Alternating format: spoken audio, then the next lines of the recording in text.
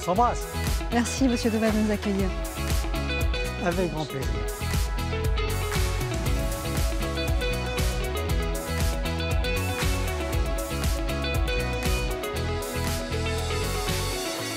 François Doumen, vous avez donc cessé d'entraîner il y a maintenant 4 ans déjà, c'était en août 2017. Et au lendemain de l'annonce de votre arrêt de carrière, vous disiez maintenant il va falloir que je m'occupe. Alors à quoi vous occupez-vous aujourd'hui? Ben, je m'occupe mal pour le moment. Je n'ai pas encore pu m'adapter à ma nouvelle vie. Ma femme s'occupe tellement bien du hara que j'ai pas grand-chose à y faire que de donner des critiques et des opinions qui sont mal vues souvent. Donc je suis pas encore très adapté. C'est pas facile de se retrouver dans un manque d'activité. Dans la famille, le cheval a toujours été très présent. Votre père, Jean Doumen, était entraîneur, installé à Maisons-Laffitte. Il avait la réputation d'un homme dur. Quelle relation aviez-vous avec lui? Oui, il avait cette réputation. Il a été particulièrement dur avec mon frère aîné. Christian. Et Christian, qui est parti, d'ailleurs, il est parti en Amérique un peu à cause de ça. Quant à moi, bon, il était sévère. Il a vécu une vie de gamin pendant la Première Guerre mondiale. Donc on peut l'excuser quand même d'avoir transmis trop peu de gentillesse à sa famille. Très vite, à 16 ans, vous avez pris votre licence d'amateur, de gentleman rider, parce qu'en parallèle, vous aviez décidé, ou pas d'ailleurs, de poursuivre vos études de vétérinaire. Oui, en même temps. En même temps, mais je n'étais pas un étudiant sérieux. Je préfère de loin les courses de gentleman que de m'occuper de Maison Alfort. Vous passez votre licence d'entraîneur en 79, vous déménagez à Chantilly, je vous cite, « L'étiquette de Chantilly a beaucoup d'importance auprès des étrangers et de ce fait, la vie est plus internationale. » Donc tout de suite, vous avez les yeux rivés sur l'international. Oui, oui. Et puis sur le plan de la vie sociale, ça a aidé beaucoup ma femme. Parce qu'il y a vraiment, c'est très anglo-saxon finalement, Chantilly. Y a-t-il une méthode d'entraînement Doumen? Peut-être éviter la vitesse. Ça fait mal la vitesse? Ça fait mal aux jambes, ça fait mal au cœur. Il faut qu'elle soit dosée. Tout est une question de dosage, de toute façon. Mais j'ai rien inventé. Vous voulez dire que vous n'avez pas été le premier à avoir une méthode en niveau entraînement? Non. Vous m'étonnez. Je suis pas sûr, non. Mais non, vous savez, vous les voyez, en tout cas en France, vous voulez dire, parce qu'en Angleterre, j'ai appris beaucoup par eux, les montées à tout prix. Bon, alors évidemment, j'étais toujours sur les lions, parce que ça monte. Comment faisiez-vous pour entraîner cette catégorie en même temps, de chevaux de plat et de chevaux d'obstacle à très haut niveau? Vous êtes l'un des rares professionnels à avoir réalisé cela. Il y a déjà que les chevaux d'obstacle ont une carrière qui est beaucoup plus automnale et au printemps mouillé. Le plat éclore complètement au vrai printemps, à l'été, au début de l'automne. Donc on arrive à garder les chevaux un peu de côté, le synchronisme se fait de lui-même. Pour moi, c'était précieux. Ça a été très difficile au début d'aller en Angleterre en hiver parce qu'il n'y avait pas de piste tout le temps à Chantilly comme il y en a maintenant. Je sais que la piste des Lions en forêt de Chantilly, au passage du pont, elle était gelée, donc il fallait arrêter les chevaux, repartir de l'autre côté, on ne pouvait pas faire de longue distance. Donc c'était un travail énorme pour les entraîner. Et ça s'est amélioré petit à petit, mais enfin c'était pas facile d'entraîner des chevaux à Chantilly pour courir en Angleterre et en Irlande.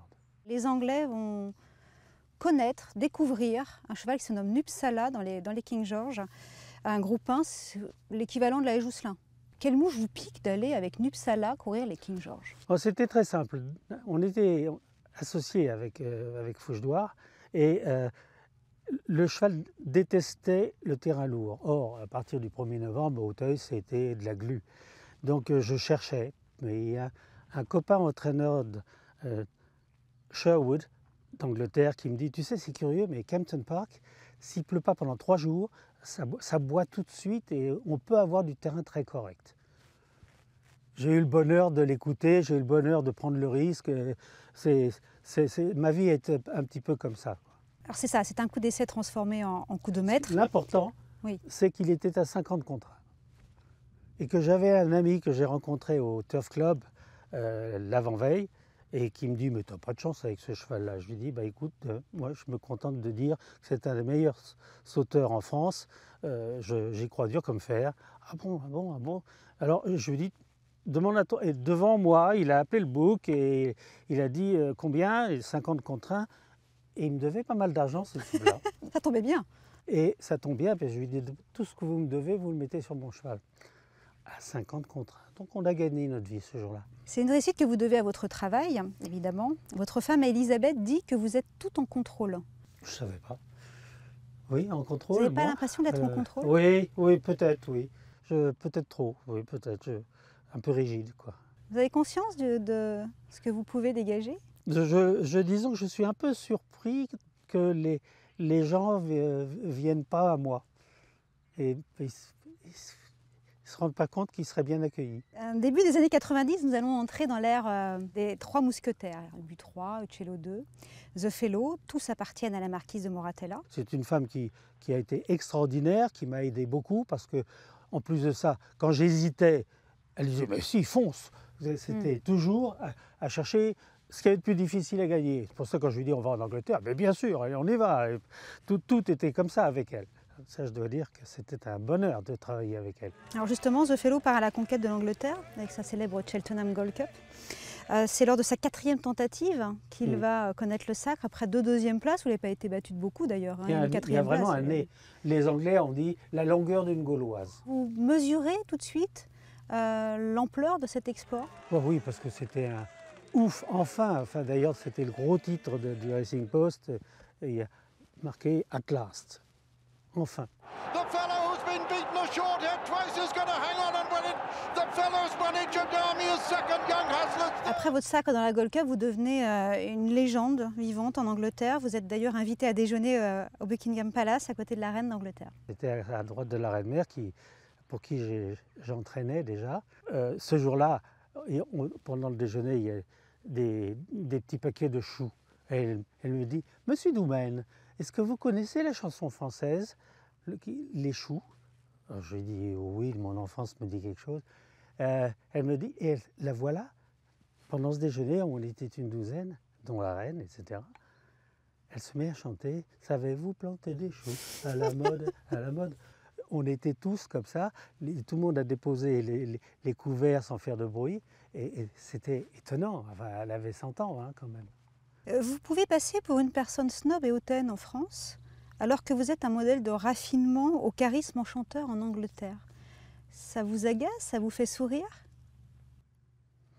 Je ne sais pas quoi répondre.